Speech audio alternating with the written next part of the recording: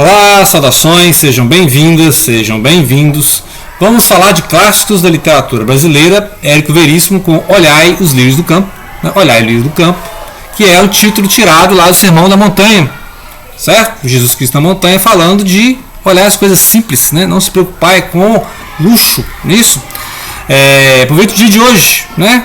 A cada dia os seus males, não é isso? Então, essa é a filosofia do livro, que vai mostrar um personagem chamado Eugênio. E Eugênio está num momento de crise na vida, né? Uma crise que vai ser toda a primeira parte do livro. Nós vamos gravar 2 vídeos, então a primeira parte, né? Basicamente é isso, uma crise que ele está vivendo. E nessa crise ele vai revendo em flashback toda a sua vida. Então é o que nós vamos ler, a vida dele desde criança, como romance de formação, que lembra muito o Artista Quanto Jovem, do James Joyce, lembra muito Encontro Marcado, do Fernando Sabino, né? Só que o Encontro Marcado veio depois, nos anos 50. Este livro vai se passar na década de 30 e foi publicado em 38, né? 1938, mesma época ali do Belmiro, né? Amanuense Belmiro, do Senhor dos Anjos, aqui de Minas Gerais. Então, ou seja, é um livro assim, de modernismo, realismo, panorama de época, né? Tem muita história. A gente vai entender aquele painel ali de conflitos, polarizações políticas, né? Nazifascismo, comunismo, stalinismo e tal. Tudo rolando ali nos anos 30, que foi o quê? A época da Revolução de 30 e o governo Vargas, né? Depois vai ter o Estado Novo, 37, não é isso? E o Érico Veríssimo nós já lemos aqui farta quantidade de livros, que é aquela epopeia brasileira chamada O Tempo e o Vento, né? Que são 7 volumes. Então tem aí playlist dos clássicos brasileiros só com os livros do Érico Veríssimo aí, né? Assim, é literatura brasileira, mas pode fazer uma playlist só, pode até montar playlist Érico Veríssimo, é uma boa ideia.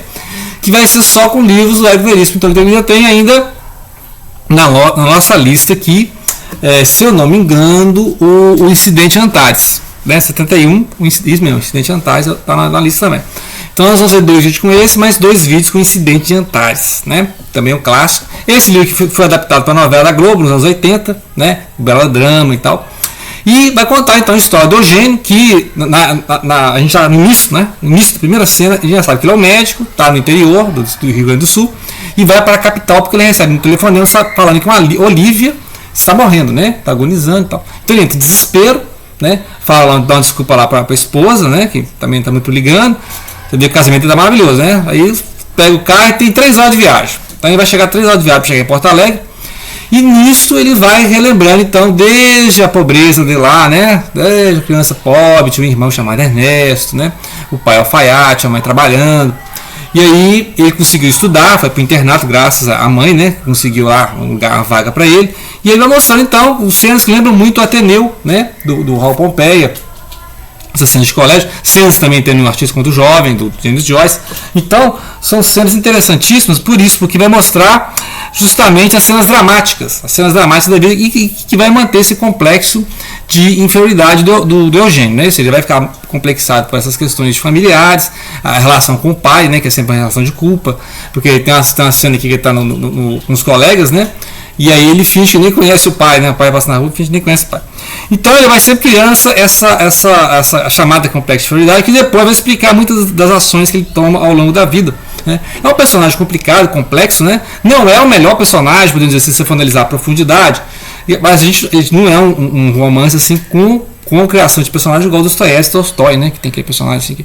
Mas é um romance de formação, importante lembrar disso. E tem várias cenas que você pode comparar com o Encontro Marcado, do Fernando Sabino. Nós já lemos também no canal aqui, né? Muito bem, então ele vai passar um tempo no internato, né? A gente vai ver as fobias, meio que ele tem de trovão, de chuva, né? Até que a gente vai ver esse homem sentimental e complexo se tornar médico. E aí ele vai ter que exercer essa profissão de médico, que é uma profissão que exige frieza, né? Assim, controle das emoções.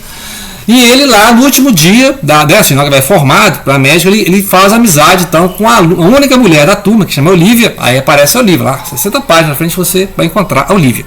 A Olivia, então, é essa colega de classe, que assim foi uma mulher discreta, né? Assim, nunca chamou muita atenção. É a única mulher da turma, né? Ou seja, antes das mulheres começaram a entrar para suas carreiras masculinas.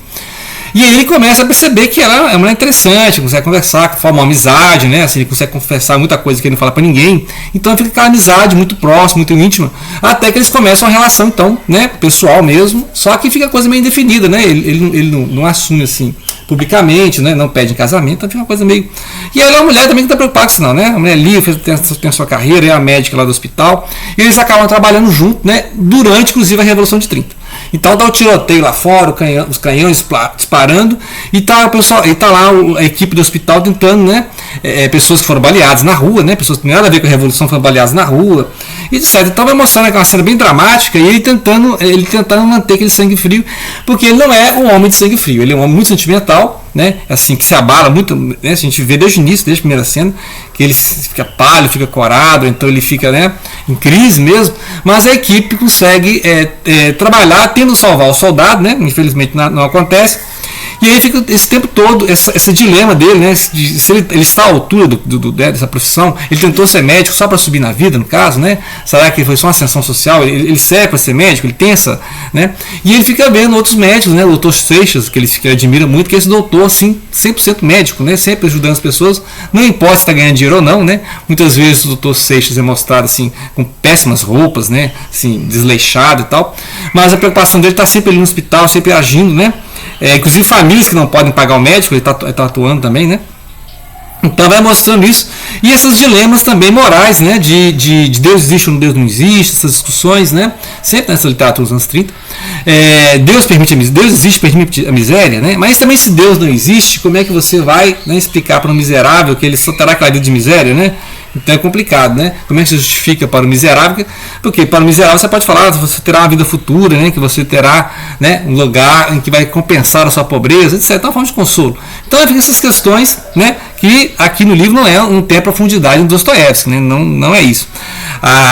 Essas técnicas que o Érico Veríssimo mostra já são modernistas, já são bem avançadas, né? Para o tipo de romance da época, mas ele não tem nenhuma pretensão, apesar que alguns personagens dele lá no Tempo e o Vento já são mais bem trabalhados, igual o Dr. Winter, né? Carl Winter, é um personagem, ou então as próprias personagens femininas na história são bem montadas, né? Na Terra, a Bibiana, né? Então a Bibiana, né? Então assim, ele vai criando esses personagens, e aqui foi um momento, né? A Olivia é uma personagem interessante, né? Tem toda uma forma de pensar, de viver, só que ela não tem esse romance de formação que ele faz com o protagonista, que é o Eugênio, né? Aí é Dr. Eugênio Fontes, né? Então assim, aí ele vai se tornar esse doutor médico, né? Vai se apresentar agora e vai mostrar a vida dele na sociedade, porque ele vai noivar, né? Eugênio Fontes. Ele vai noivar com uma menina de sociedade, vai lá atender um caso de urgência na casa de um empresário, né? Sintra, o senhor Sintra. Vai lá, um caso doméstico, acidente, né? E aí encontra lá a moça, à toa lá, começa a puxar a conversa com ele e tal, e a moça simpatiza com ele, mas ele não simpatiza com ela, né? Porque ela é mulher rica, não sabe metade do problema que ele tem. Mas é uma menina assim que tem carro para passear, né, a rua à noite. Então, e aí começa essa amizade também, assim como, né, totalmente assim, sem nenhum cálculo dele lá, né, igual com a Olivia. Outra coisa, a Olivia está trabalhando no interior, né, ela foi para a colônia italiana no interior, então dessa afastada dela. E também não ficou nada definido, né? Ninguém falou assim para esperar um ou outro, não são noivos nem nada. Então ele começa a sair com essa granfina, Eunice, né? Eunice Sintra, né? E aí eles nessas conversas, né? Tem vários momentos na história que são conversas, diálogos. Então ele conversando sobre Freud, né? Você leu Freud e tal. E lá na faculdade eles liam muitos cientistas, né? Então essa questão da ciência contra a religião. Então eles liam Freud, liam Pasteur, liam Darwin, né? Liam lá o Einstein, né? O Mendel. Então vários autores que são essas conversas, e tem outros diálogos, né, sobre a literatura da época, igual a gente vê lá no Amanuense Belmiro, né, com o Silviano, né, e o Amanuense Belmiro, conversando justamente, é aí que a gente tem o panorama de época, né, essas conversas entre os personagens. Então há esse noivado, né, do Eugênio com Eunice. E aí esse médico de família pobre, né, que tem vergonha dos pais e tal, passa a conviver então na família, no ciclo social do Sintra, o senhor Sintra, empresário e tal.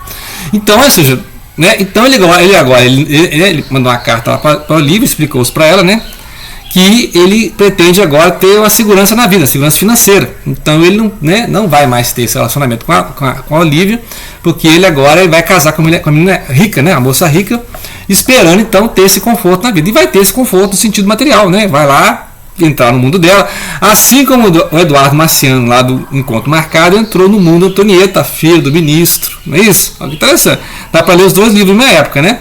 Dos anos 30. Então você vê o Eduardo Marciano, que é uma família também modesta, classe média, né? Entra na família de ministro, passa a frequentar as praias do Rio de Janeiro, os clubes do Rio de Janeiro, outro universo, que ele não entende nada do que está acontecendo. Então aqui é a mesma coisa. Então você vê as conversas, né? Aqui os empresários, vou construir o maior prédio da América Latina, né? Os caras falando de construção, de comprar carro, né? E ele, né, ele não entende nada dessa vida, né? Ele não entende, ele não entendia os amigos ricos da faculdade. Imagina esses caras que frequentam a casa dos maiores empresários de Porto Alegre, né? Então vai mostrando justamente esse choque total, né, entre esse casamento que ele fez por interesse, né? Apesar que ele tem uma certa afeição pela Eunice, mas ela é totalmente diferente. Então, enquanto que a Olivia tinha uma certa ironia, mas uma ironia que ensinava ele alguma coisa, as ironias da Eunice fazem ele sentir cada vez mais baixo, né? Então esse complexo de inferioridade é aumentado e por isso o casamento não dá certo, né? A gente já sabe que não ia dar certo o casamento, né? Então vai mostrando justamente isso, né? Essas questões, as ironias do destino. Então por isso que ele vai contando as duas coisas ao mesmo tempo. Essa pressa em chegar até o hospital para despedir da Olivia, agora nós sabemos agora quem é Olivia, e essas flashbacks, né, bombeando, assim, né? Coisas acontecendo, e aí você vai tentando entender essas cenas da Revolução, né? Essas cenas, quando ele fala assim, quando o Dr. Seixas fala, nós estamos salvando as pessoas, mas quem vai salvar nós, os médicos, né? Ou seja, os médicos somos nós que salvamos as pessoas, mas nós não conseguimos salvar nós mesmos, né? Então vai mostrando os dilemas, né? Ele tentando salvar uma criança lá, porque a criança está morrendo sufocada, né? E ele lembrando que o pai não pôde ver essa carreira de médico, o pai morreu um ano antes dele formar, né? Então, ou seja, esses complexos todos vai acontecendo enquanto ele está esperando chegar e encontrar a Olivia viva, né? O que não acontece, felizmente, que a gente já sabemos. Daí vai ter a segunda parte. A segunda parte vai ser ele entender agora a vida, né? O que a Olivia quis falar para ele, né? Olhar o livro do campo, né? Vai ficar à toa, né? Olhando para o céu? Não, né? Então ela vai deixar algumas cartas, que é a parte 2, próximo vídeo, em que ele vai tentar mostrar, a gente vai ver essas cartas também junto com ele, e essa experiência da Olivia, o que ela viveu lá, né, nesse tempo que ela, né, trabalhou na colônia rural, né, interior gaúcho, e o que ela tem nos ensinar. E obviamente vai acontecer alguns desdobramentos na vida dele, né? E se ele vai deixar o casamento com a Eunice, né? Que a gente viu o casamento lá, né? Então, ou seja, importante aqui, alguns personagens são bem, né, delimitados, né, bem mostrar para fazer o dialogismo de época. Então você tem, por exemplo, o empresário, você tem lá o Felipe, né, Lobo. O Felipe Lobo é o cara empresário, admira o autoritarismo, né? Você tem o pessoal lá que não gosta de judeu, né? Então nazifascismo estava na época aqui, né? Tem aquele pessoal que é mais radical, então o pessoal mais comunista. Então tem todos esses personagens para mostrar. Tem aquele personagem mais católico, né? O pessoal mais judeu. Então você vê o caso aqui da menina rica, quando tem um caso com um judeu, aí imagina, antissemitismo é questão de classe, né? Então todas essas questões vão entrando na narrativa, né? Que, ou seja, a gente entende por que faz tanto sucesso e faz ainda sucesso, né? Sendo que não tem a densidade que tem, por exemplo, o Tempo e o Vento, que eu acho assim dos melhores romances, mas é só que uma saga familiar, né? Saga familiar. Esse livro é mais conciso, o personagem principal não achei o mais interessante, mas ele é mais desenvolvido porque ele está dentro do romance de formação.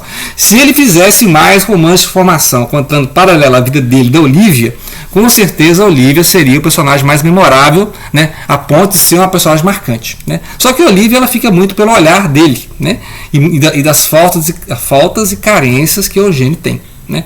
Então, assim, seria interessante, já que dando a dica, né, se você escrever um livro, eu contaria em paralelo a vida da Olivia e a vida dele. Em algum momento eles se encontraram, se desencontrarem, né? Porque a gente sabe que eles vão se desencontrar, né? Isso porque ele não está no outro casamento, então a gente já sabe.